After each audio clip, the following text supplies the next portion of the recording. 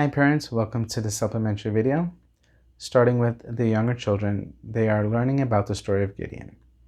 Even though God led the Israelites through many difficult situations and impossible odds, they became complacent and did not give much importance to God.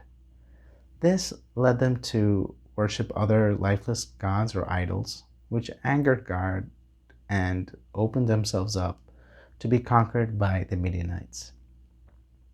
Yet, since the Israelites were sorry and asked God for help, God called out Gideon to help save them.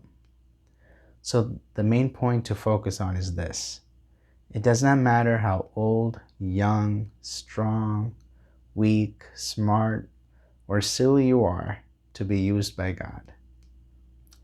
Throughout Scripture, we see how God has a history of using the weak or imperfect people to accomplish His perfect will. So we must strive to always put God first and place our trust in Him.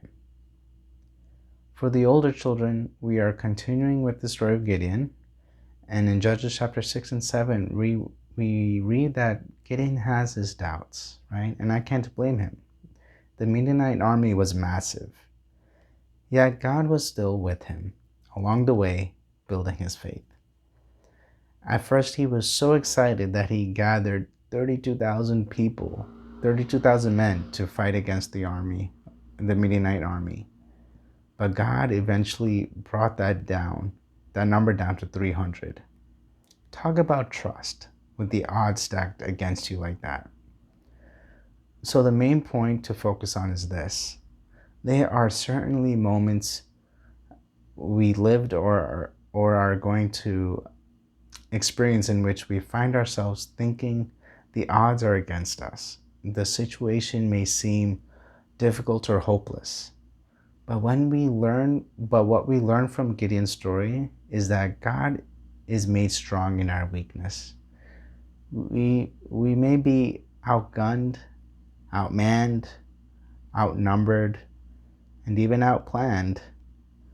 But if you place your trust and confidence in God, you can see the impossible take place right in front of your eyes. And this is what Paul teaches us in Romans chapter 8, verse 31. If God is for us, who can be against us? And so that's it. God bless you, and I'll see you next time.